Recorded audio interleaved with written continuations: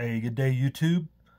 We're going to get in a quick Silver Saturday, which is going to be Silver Sunday by the time you see this, because that's what we're going to title it, and that's when it's going to come out. So, just checking in on the situation with the metals. We haven't talked about this in a while, and really it's because, we talked about a while back, we accomplished our goal, and we're kind of just middling around the rest of the year, just here and there, and the prices have went up quite a bit if you've been paying attention. So not been doing a whole lot of window shopping at the coin store, but there was a little bit of interesting news from the coin store this last time that kind of contradicts contradicts what the common theme you think would be, or just kind of counterintuitive, I guess. But first, we got a Morgan 1897 and just a generic round that I found there in the case. A little unique, a little different, and then just some dimes to add to my roll that I'm trying to finish off here shortly. So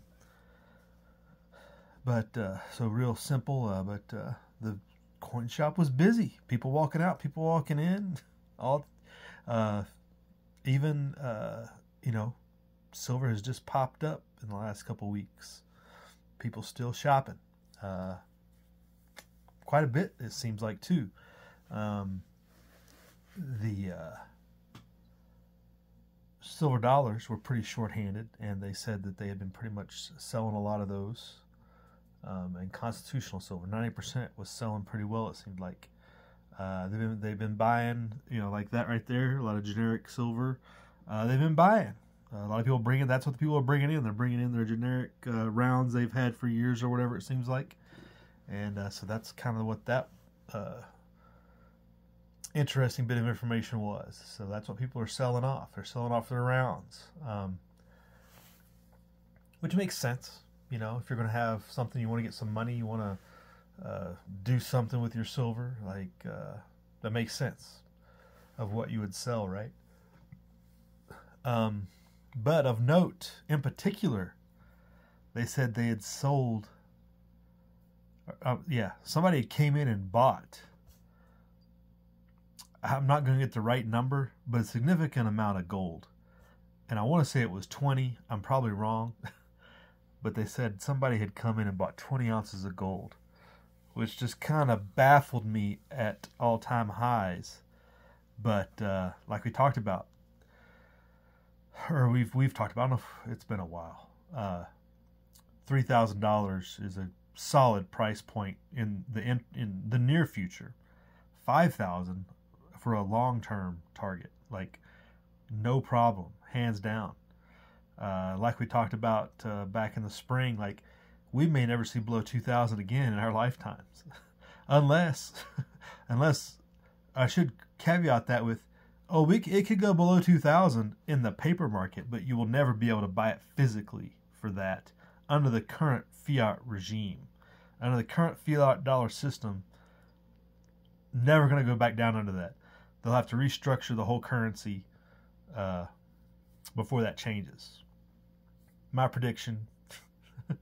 So the paper price, when they sell them off because they're trying to cover all our shorts or something, drops the price under 2,000, but you won't be able to find it physically for that price.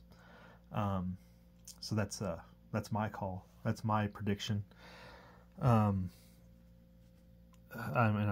Silver is a different animal. I can't even predict that. But the way gold's going, the way you look at it, and the way people are buying it, and the way it's tied to the fiat currency, to the moon eventually in our lifetimes, no problem.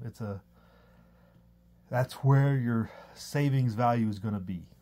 That's where you're going to be able to save and store away some wealth. That's about all it is, right? So, but I thought that was interesting. Somebody came in and bought at all-time highs in that volume.